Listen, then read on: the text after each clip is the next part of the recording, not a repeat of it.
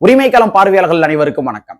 இன்னைக்கான அரசியல் களத்துல நம்ம யார்கிட்ட நேர்காணல் காண போறோம்னா, விடுதலை சிறுத்தைகள் கட்சியினுடைய மாநில செயலாளர் திரு வழக்கறிஞர் சரவணன் அவர்கள்ட்ட நேர்காணல் காண போறோம். சார் வணக்கம் சார். வணக்கம். நல்லா இருக்கீங்களா சார்? நல்லா இருக்கேன் தம்பி, நீங்க? நல்லா இருக்கேன் சார். ரொம்ப ஒரு பரபரப்பான ஒரு அரசியல் சூழல் போய் கொண்டிருக்கின்றது. தமிழ்நாடே அண்ணன் திருமாவர்கள் என்ன வார்த்தை சொல்லுவாரு அப்படின்ற மாதிரி அந்த ஒற்றை வார்த்தைக்காக காத்து கொண்டிருக்கிறார்கள். 2 சீட்டு கிண்டல் பண்ணாங்க. ஆனா இந்த 2 சீட்டு தான் தற்பொழுது தமிழ்நாட்டினுடைய அரசியல் களத்தையே தீர்மானிக்கக்கூடிய ஒரு முக்கியமான ஒரு பாத்திரமா இருக்குது. சோ இந்த நிலைமையில தமிழக வெற்றி கழகத்துல கூட்டணி போயிருவாரா அப்படின்ற மாதிரி மிகப்பெரிய ஒரு எதிர்பார்ப்பு இருக்குது. சோ நீங்க கூட்டணி போவாரா போக மாட்டாரா அப்படின்றத கொஞ்சம் ஒரு கிளாரிட்டி கொடுத்தீங்கன்னா நல்லா இருக்கும். கூட்டணி போவோமா போக மாட்டோமாங்கிறதுக்கு ஒரே பதில் நேத்து நாங்க நடத்தின அந்த ஆர்ப்பாட்டம் தான். ஆர்ப்பாட்டம் என்னைக்குமே மக்கள் நலன் சார்ந்த பிரச்சனைகளுக்கு தான் விடுதலை சிறுத்தைகள் முக்கியத்துவம் கொடுக்கும்.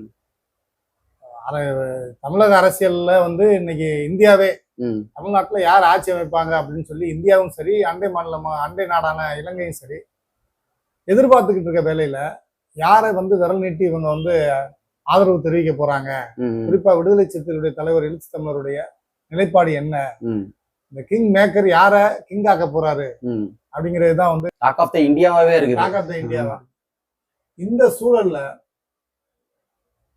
மோடி அரசனுடைய அந்த மக்கள் விரோத போக்கை கண்டிச்சு நேற்று இடதுசாரிகளோடு விடுதலை சிறுத்தைகள் கைகோர்த்து ஆர்ப்பாட்டத்தை நடத்துது. இது மிக முக்கியமா தமிழக மக்கள் உணரணும். ஓகே, எல்லாரும் இங்க போனா ஆளலாமா அங்க போனா வாழலாமான்னு சொல்லி கூட்டணி கணக்குகளையும் ஆட்சி அதிகார கணக்குகளையும் போட்டு குதிரை பேரம் பேசிக்கிட்டு இருக்க இந்த சூழல்ல மக்களுக்காக யார் போராடுறாங்க, அர்ப்பணிப்போட எந்த தலைவர்கள் மக்கள் நலன் சார்ந்த பிரச்சனைகளுக்கு முக்கியத்துவம் கொடுக்குறாங்க அப்படிங்கிறதுக்கு ஒரு மிகப்பெரிய உதாரணம் நேற்று நடந்த அந்த ஆர்ப்பாட்டம். ஓகே, சோசியல் மீடியாக்கள்ல நானே ரொம்ப வலிஞ்சு கேட்டுக்கிட்ட விஷயம் என்னன்னா, சொன்ன செய்தியவே திரும்பி போட்டு காட்டுன இந்த ஊடகங்கள் இந்த மக்களுக்காக போராட்டம் பண்ண அந்த போராட்டத்தை பத்தின வெகுவா எந்த நேற்று நடைபெற்ற போராட்டம் என்ன போராட்டம்? தமிழ்நாடு முழுமைக்கு நடைபெற்றது. தலைவர் எழுச்சி தமிழர் தலைமையில சென்னையில தலைவர் எழுச்சி தமிழர் இடதுசாரி தலைவர்கள் அவங்க சென்னையில நடத்தினாங்க போராட்டம். தமிழ்நாடு முழுமைக்கு அந்தந்த மாவட்டங்கள்ல அந்தந்த மாவட்ட தலைநகரங்கள்ல நடந்தது. மதுரையில எல்லாம் 2 இடங்கள்ல நடந்தது. ஆயிரக்கணக்கான மக்களை திரட்டி போராட்டம் பண்ணோம். அது ரொம்ப மக்களுக்கான பிரச்சனை. மத்த ஊடகங்கள் மத்த ஊடகங்கள் பிளாட்ஃபார்ம் தரலன்னு சொல்றீங்க. நம்ம ஊடகம் பிளாட்ஃபார்ம் தருது. நீங்க தாராளமா என்ன மக்களுக்கு அடிப்படை தேவையான அந்த வணிக சமையல் எரிவாயு விலையை 1600 இருந்த இதை 3400 அளவுக்கு நேற்று உயர்த்துறது. அதே போல ரயில்வே துறையில தனியார் மயமாக்குறதுக்கான நோக்கத்தோட 30,000 பணியிடங்களை குறைக்கிறாங்க. பணியிட குறைப்பு நடக்குது. இளைஞர்களை பாதிக்குது. வேலை வாய்ப்பு சூழல் இல்லாத இன்னைக்கு கஷ்டப்பட்டு இருக்க, வேலையில்லா திண்டாட்டம் பெருகி வருகிற, மக்கள் தொகை நாள்தோறும் அதிகரித்து வருகிற இந்த இந்தியாவுல ஒரு பொதுத்துறை நிறுவனமான ரயில்வே அந்த துறையில 30,000 பணியிடத்தை நேற்று குறைச்சு அறிவிச்சிருக்காங்க. இந்த 2 நிலைகளையும் கண்டிச்சு அந்த குறைப்பு திட்டத்தையும் ஆள் குறைப்பு திட்டத்தையும் இந்த விலைவாசி உயர்வையும் உடனே திரும்ப பெறணும்னு சொல்லி ஒன்றிய மோடி அரசை கண்டிச்சு இன்னைக்கு இடதுசாரிகள் குறிப்பாக இந்திய communist, Marxist communist, Marxist Leninist communist, விடுதலை சிறுத்தைகள் இந்த 4 இயக்கமும் சேர்ந்து நேற்று கூட்டாக தமிழ்நாடு முழுமைக்கு மிகப்பெரிய போராட்டத்தை நடக்கும். சரி, ஓகே. அந்த கூட்டத்திலேயே நாங்க கேட்கறது மக்கள் நலன் தான். தமிழ்நாட்டினுடைய நலன் அப்படிங்கிறதுனா முழுமையாக தமிழ்நாட்டினுடைய உரிமை, மாநில உரிமை பாதுகாக்கப்படணும். அது போக அரசியலமைப்பு சட்டம் பாதுகாக்கப்படணும். அந்த நிலையில இருந்துதான் நாங்க இந்த தமிழ்நாட்டினுடைய அரசியல் நிலையவும் பார்க்கிறோம். நாங்க யாருக்கு ஆதரவு அப்படிங்கறத இன்னும் நாங்க முடிவெடுக்கலாம். எங்க கட்சியினுடைய உயர்நிலை குழு இன்று மாலை தலைவர் எழுச்சி தமிழர் இணையவழியில பேசுறாரு. இடதுசாரிகள் இப்ப கூட்டங்கள் நடத்திக்கிட்டு இருக்கிறாங்க. அந்த முடிவுகள் இன்னும் அறிவிக்கப்படல. இப்படி ஒரு சூழல்ல தமிழ்நாட்டினுடைய ஆளுநரை கண்டிச்சு நேற்றே எங்களுடைய தலைவர்கள் நேற்று வெளிப்படையாக அவருடைய அரசியலமைப்பு சட்டத்தை பாதுகாக்க வேண்டிய ஒரு கடமை, தார்மீக கடமை ஆளுநருக்கு இருக்கு. உச்சநீதிமன்றம் எஸ்ஆர் பொம்மை வழக்குல சொல்லப்பட்ட தீர்ப்பின் அடிப்படையில பெரும்பான்மையாக இடங்களை வச்சிருக்கக்கூடிய நடிகர் விஜய் அவர்களுக்கு, தாவேக தலைவர் விஜய் அவர்களுக்கு ஆட்சி அமைப்பதற்கான அழைப்பு வந்து நீங்க உடனே கொடுக்கணும். இதவே நம்ம வந்து ஒரு சைனா எடுத்துக்கலாமா? ஏன்னா அண்ணன் திருமாவர்கள் என்ன பண்றாரு, இந்த மாதிரி ஒரு ஸ்டேட்மெண்ட் சொல்லியிருக்கிறாங்க. அரசியல் சட்டத்தின் அடிப்படையில் நீங்க ஆளுநர் வந்து அழைப்பு கொடுக்கணும்னு சொல்றாங்க. இங்க வந்து சிபிஐயும் அதான் சொல்றாங்க, சிபிஎம் தான் சொல்றாங்க. சோ இதவே நம்ம வந்து தாவேக்காவோட கூட்டணி போறதுக்கான ஒரு சைனா எடுத்துக்கலாமா? ஏன்னா அவர் அழைப்பு கொடுத்தாலும் கூட இங்க நீங்க ஆதரவு கொடுத்தாதான் அவர் ஆட்சி அமைக்க முடியும், அந்த சூழல் இருக்குல்ல. இல்ல நீங்க அந்த எல்லைக்கு போக வேண்டாம். இன்றைய சூழல் என்ன, நான் அது பேசி முடிக்கிறேன். எங்க கட்சியினுடைய நிலைப்பாடு, கட்சியினுடைய கொள்கை, அது மக்கள் நலன் சார்ந்தது. அது மக்கள் நலன் சார்ந்து என்ன முடிவெடுக்கணுமோ அது தலைவர் பெருமக்கள் முடிவெடுப்பாங்க. ஆனா எந்த நிலையில நாங்க ஒன்றா இருக்கிறோம் அப்படிங்கறத தான் அந்த இடத்துல நான் சுட்டி காட்ட விரும்புறேன். அரசியலமைப்பு சட்டத்தை பாதுகாக்கணும் அப்படிங்கிற விஷயத்துல நாங்க சரியா இருக்கோம். நாங்க வந்து ஆதரவு இல்லை என்பதும் அரசியல் சட்டத்தை பாதுகாக்கணும்ன்ற மைய புள்ளியிலிருந்து நம்ம எடுத்துக்கலாம், அப்படி புரிஞ்சுக்கலாம். ஆதரவு நிலை வந்துட்டு கட்சியினுடைய நிலை, கட்சியினுடைய நிலையில வந்துட்டு அவங்க வந்து முடிவெடுப்பாங்க. ஆனா பேசிக்கா வந்து அரசியலமைப்பு சட்டம் இங்க பாதுகாக்கப்படணும், அரசியலமைப்பு சட்டத்தினுடைய முறைகள் பாதுகாக்கப்படும். கவர்னர் வந்துட்டு அவருடைய அதிகாரத்திற்கு அவர் வந்து குந்த விளைவிக்க கூடாது, துஷ்பிரயோகம் பண்ணக்கூடாது. என்னன்னா இப்ப வந்து மத்திய ஒன்றிய மோடி அரசு வந்துட்டு ஆளுநரை கைப்பாவையா வச்சுக்கிட்டு அவர்கள் புறவாசல் வழியாக தமிழ்நாட்டினுடைய அரசியலை வந்துட்டு தீர்மானிக்கணும்னு முடிவெடுத்திருக்கிறாங்க. அந்த நடவடிக்கையை முறியடிக்க வேண்டிய கட்டாயம் வந்து விடுதலை சிறுத்தைகளுக்கு இருக்கு, இடதுசாரிகளுக்கு இருக்கு. நீங்க எஸ்ஆர் பொம்மை வழக்கு அப்படின்ற மாதிரி ஒரு வழக்கு வந்து பேசுறப்ப நீங்க சொன்னீங்க. அதை பத்தி நீங்க கொஞ்சம் கிளாரிட்டி கொடுத்தீங்கன்னா நேயர் கொஞ்சம். உச்சநீதிமன்றத்துல வந்துட்டு எஸ்ஆர் பொம்மை, அதாவது கர்நாடக மாநிலத்துல வந்துட்டு இது போல வந்து பெரும்பான்மை கிடைக்காத நிலையில எஸ்ஆர் பொம்மை என்றவர் அந்த நாட்டினுடைய முதல்வராக இருந்தவர், கர்நாடக மாநிலத்தில் முதல்வராக ஏற்கனவே இருந்தவர், வெளியப்பட்டவர். அவருக்கு வந்து பெரும்பான்மையாக ஆட்சி அமைப்பதற்கான அந்த இது கிடைக்காத போது, பெரும்பான்மை கிடைக்காத போது அவர் வந்து உச்ச நீதிமன்றத்தை நாடுறாரு. கட்சின்ற அடிப்படையில பார்த்தோம்னா பெரும்பான்மைக்கு சற்று குறையக்கூடிய, அதாவது இருக்கக்கூடிய அந்த மாநில கட்சிகள்லயே அந்த கட்சிக்கு தான் அதிகமான இடங்கள் இருக்கு. அப்ப யார் வந்துட்டு அதிகமான இடங்களை வச்சிருக்கிறாங்களோ அவங்கள ஆட்சி அமைக்க அழைக்கணும். ஆளுநர் மாளிகை என்பது வந்து பெரும்பான்மையை நிரூபிக்கக்கூடிய இடம் அல்ல, அது சட்டமன்றத்துல நிரூபிக்கணும் அப்படின்னு சொல்லி மிக முக்கியமான தீர்ப்பு வழங்கினதுதான். ஏன்னா இப்ப இவர் கேட்கிறாருல 118 இடத்துக்கான நீங்க வந்து அந்த ஆதரவு கடிதத்தை கொடுங்கள் அப்படின்னு சொல்லி ஒரு டெக்னிக்கலா சொல்றாரு ஆளுநர். ஆனா 108 இடங்களை வைத்திருக்கக்கூடிய தாவேகாவுக்கு தமிழ்நாட்டுல திமுக கூட்டணியிலும் சரி, அதிமுக கூட்டணியும் சரி, இந்த தாவேகாவும் சரி, யார் அதிகமான இடங்களை வச்சிருக்கிறாங்கன்னு பார்த்தோம்னா தனிப்பெரும் கட்சியாக தாவேகா வந்து 108 இடத்தை வச்சிருக்கு. அந்த அடிப்படையில அரசியலமைப்பு சட்டம் தான். இப்ப வந்து சுப்ரீம் கோர்ட் வந்துட்டு ஒரு தீர்ப்பு வழங்குது அப்படின்னு சொன்னாலே அது அரசியலமைப்பு சட்டத்தை நடவடிக்கையாக தான் பார்க்கணும். அந்த அடிப்படையில ஆளுநர் முறையாக தாவேகா தலைவர் விஜய் அவர்களை வந்து அவர் வந்துட்டு அழைக்க சொல்லி கொடுத்திருக்கிறாரு. தன்னுடைய ஆதரவு நிலை என்ன, எத்தனை எம்எல்ஏக்கள் இருக்கிறாங்கன்றது முறையாக போய் கடிதமா கொடுத்திருக்கிறாரு. அதன் அடிப்படையில வந்துட்டு இவரை வந்து ஆளுநர் இந்நேரம் வந்து முதலமைச்சராக பதவி பிரமாணம் செய்து வைத்திருக்கணும், ஆளுநர் ஆட்சி அமைக்க அழைச்சிருக்கணும். இது அரசியலமைப்பு சட்ட நடவடிக்கை. இந்த மாண்பை சீர்குலைக்கிற விஷயமா வந்து ஆளுநர் அவருடைய நடவடிக்கை என்பது வந்து ஒன்றிய மோடி அரசு என்ன வழிகாட்டுதல் நடத்துறாங்க. ஏன்னா பாஜகவுடைய ஆதரவு நிலையில இருக்கக்கூடிய சக்திகள் தான் வந்துட்டு இந்தியாவில் இன்னைக்கு பெரும்பான்மையை ஆட்சி அமைக்கும். கோவாவில எல்லாம் வந்துட்டு காங்கிரஸ் பெரும்பான்மை பெற்ற போதும் கூட வந்துட்டு அங்கே வந்து அவர்களை அழைக்காம அதுக்கு பிறகு குதிரை பேரம் பேசி அவர்கள் வந்து 2ஆம் நிலையில இருந்த பாஜகவை வந்து ஆட்சி அமைக்க சொல்லி அந்த ஆட்சி இன்று வரை நடைபெற்றுக் கொண்டிருக்கிறது. இப்படி பல்வேறு உதாரணங்கள் புறவாசல் வழியாக குதிரை பேரங்கள் மூலமாக இன்றைக்கு வந்து சட்டமன்ற உறுப்பினர்களை வந்து இன்னைக்கு வந்து அவங்க கபலீகரம் பண்ணிக்கிறாங்க. அவர்களிடமிருந்து இந்த சட்டமன்ற உறுப்பினர்களை காப்பாற்றுறதுக்காக ஒவ்வொரு கட்சிகளும் வந்துட்டு இன்னைக்கு வந்து சட்டமன்ற உறுப்பினர்களை அடைச்சு போட வேண்டிய சூழல் இருக்கு. ஒவ்வொரு தேர்தலையும் யாருக்கு பனிஷ்மெண்ட் கிடைக்குதோ இல்லையோ இன்னைக்கு சட்டமன்ற உறுப்பினர்கள் அவர்களை தனிமையாக ஒரு இடத்துல தங்க வச்சு அவர்களை பாதுகாக்கிற விஷயமாவே வந்து ஒரு கட்சி தலைமைக்கு வந்துட்டு ஒரு எழுதப்படாத விதியாக மாத்திருக்கு. பாஜகவினுடைய இந்த குதிரை பெற சதிதான்.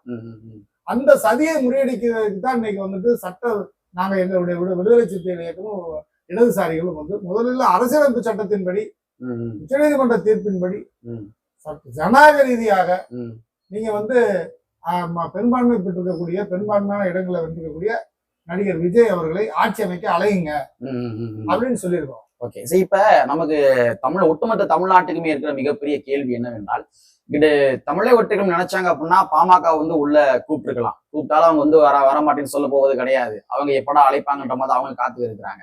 இன்னொரு பக்கம் ஆர்டிகல் 356 அடிப்படையில 3/2 பங்கு எம்எல்ஏக்களை பிரிச்சு கொண்டு வந்து அதிமுக எம்எல்ஏ பிரிச்சு கொண்டு வந்தோம்னா அது ஆட்டோமேட்டிக்கா கட்சி தாவல் தடை சட்டம் பாயாது. அப்ப அந்த மாதிரி ஒரு ஆப்ஷன் இருக்கு. ஆனா இவங்க எங்கேயுமே போகாம விசிகா கம்யூனிஸ்ட் இவங்க தான் எங்களுக்கு வேணும், காங்கிரஸ் எங்களுக்கு தான் வேணும் அப்படின்ற மாதிரி தமிழக வெற்றி கழகம் அழுத்தமாக அந்த ஒரு பாயிண்ட்ல நிற்பதற்கான காரணம் என்ன சார்?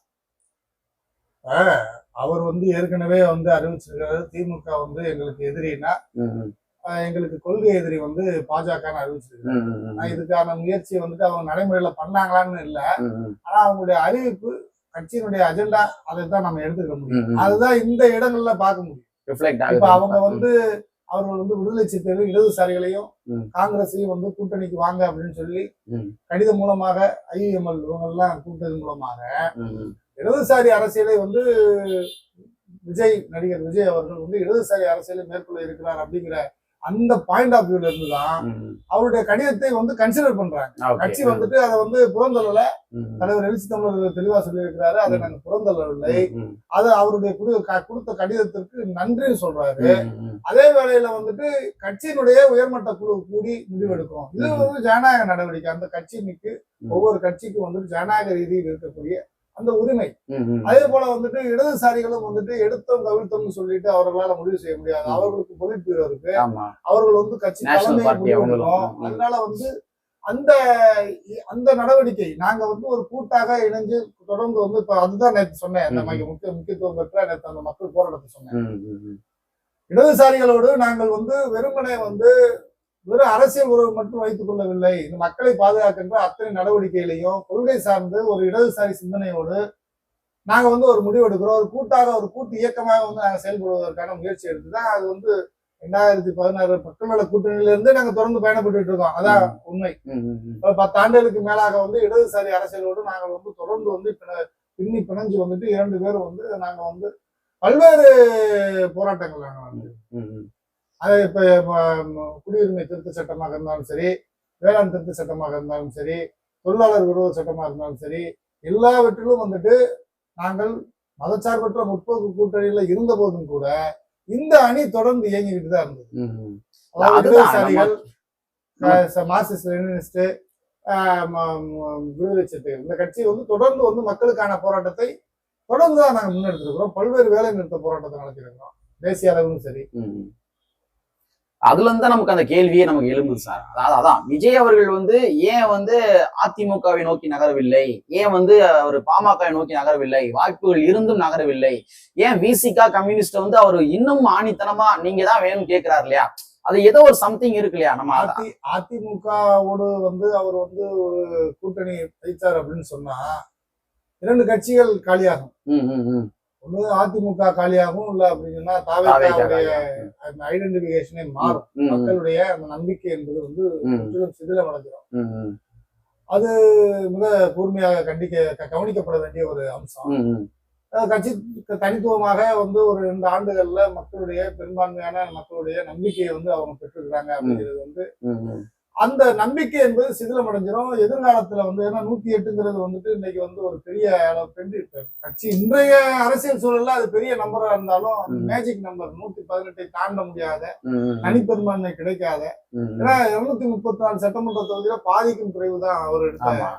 அப்ப சற்றேற குறைய வந்துட்டு மக்களுடைய முழுமையான ஆதரவு இன்னும் வந்து விஜய்க்கு கிடைக்கல. அப்படியும் ஒரு சூழல் நம்ம பார்க்கணும். அதை இன்னி அவர் பெறணும் அப்படின்னு சொன்னா அரசியல் காய்களை வந்து மிக தெளிவாக சௌகரியமாக நடத்தணும். கொள்கை சார்ந்து இயங்கக்கூடியது தொடர்ந்து சொல்லிட்டு இருக்கோம். தந்தை பெரியாருடைய மண் திராவிட அரசியலை வந்துட்டு சமூக நீதியை இங்க வந்து தொடர்ந்து வந்து இங்க வந்து நிலைநிறுத்துவதற்காக பல்வேறு தியாகத்தை செஞ்ச, பல்வேறு போராட்ட தளங்கள்ல நின்ற பல்வேறு தலைவர்களை பெற்றெடுத்த மண். அந்த சூழல்ல ஒரு தமிழ்நாட்டினுடைய ஏகோபித்த ஒரு முதல்வராக இவர் வந்து ஆகணும்னு சொன்னா அவருடைய அரசியல் நகர்வும் வந்து இடதுசாரி அரசியலாக இருந்தால் மட்டும்தான் வலதுசாரி அரசியலுக்கு இங்க வேலை இல்லை. அதனாலதான் இந்தியா முழுமைக்கும் வந்துட்டு பாஜக வந்து பல்வேறு மாநிலங்கள்ல வந்து அவருடைய ஆட்சி அதிகாரத்தை அவர் ஏதோ ஒரு வகையில வந்து அவர்கள் கிடைச்சா கூட இன்னைக்கு கூட தமிழ்நாட்டுல வந்து போன தடவை 4 சீட்டு வந்துச்சு, இந்த தடவை 1 சீட் தான். அந்த மாதிரி வந்து அவருடைய எண்ணிக்கை பலம்ன்றதும் அந்த அரசியல் பலம்ங்கிறது வந்துட்டு இன்னைக்கு குறைஞ்சிட்டு தான் இருக்கு. அது வந்து மக்கள் நிதர்சனமா பாக்குறாங்க. ம், ம், ம், ம். இங்க வெறுப்பு அரசியலுக்கு இடம் இல்லை, இடம் இல்ல. ம், சமூக நீதி அரசியலுக்கு தான் இங்க இடம், ம், ம், ஜனநாயகத்துக்கு இடம் இருக்கு, ம், அரசியலமைப்பு சட்டத்தை பாதுகாக்க வேண்டிய நடவடிக்கைக்கு இடம் இருக்கு அப்படின்னு சொல்லி தொடர்ந்து வந்து ம், ம். இங்க வந்து இந்த அரசியல் முடிவுகள் மூலமாக மக்கள் நிரூபிச்சுட்டு இருக்காங்க. ஆமா. ம், ம், ம். சோ அப்படி எடுத்துக்கலாம். அப்போ வந்து விஜய் அவர்கள் எங்களுக்கு வந்து இடதுசாரி அரசியல் தான் வந்து வேணும்ன்ற மாதிரி அவர் விரும்புவதாக நம்ம எடுத்துக்கலாம். இன்று வரைக்கும் தெரியுது. ஆனா ம். அவர் வந்து அவருடைய நடவடிக்கை என்பது அரசியல் நடவடிக்கை நீண்ட கால திட்டம். ஓகே. இன்னைக்கு ஒரு சூழல்ல இன்னைக்கு ஆட்சி அமைப்பதற்கு தேவையான விஷயத்தை செய்யறாங்க அப்படிங்கறத எடுத்துக்கிட்டாலும் கூட ம், ம். அவர்களை யார் இயக்குகிறார்கள் என்ன ஏதுங்கிறது இதை வந்து ஒரு அரசியல் தலைவர்களுக்கு தெரியும், ம், ம், ம். கண்டிப்பாக தெரியும். அவர்கள் வந்து இன்னமும் வந்து அதை ஊடகமாக வந்து பார்க்க முடியாது.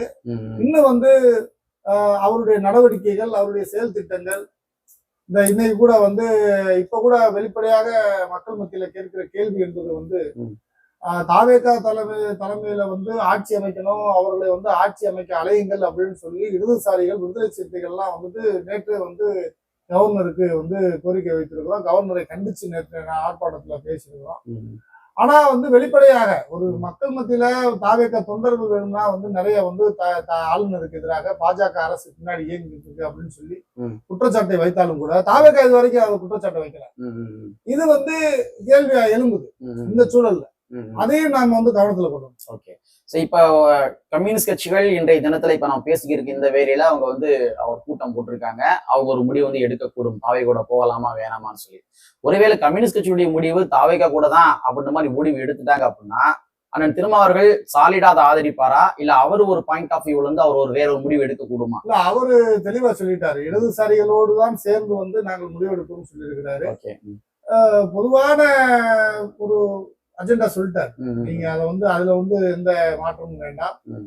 இடதுசாரிகள் என்ன முடிவெடுக்கிறாங்க, அவங்களுடைய பொலிட்பீரோ என்ன முடிவெடுக்குது, அவங்க கட்சி என்ன நிலைப்பாடு எடுக்குது அப்படிங்கிறத பார்த்துட்டு விடுதலை சிறுத்தைகளுடைய நிலைப்பாட்டையும் சேர்ந்தே அறிவிப்பாங்க, இணைஞ்சே அறிவிப்பாங்க. அதுல ஒன்றும் மாற்றம் இல்லை. Okay sir. Okay sir. So பல்வேறு வகையான தகவல் பகிர்ந்துக்கிட்டீங்க. மிக்க நன்றி.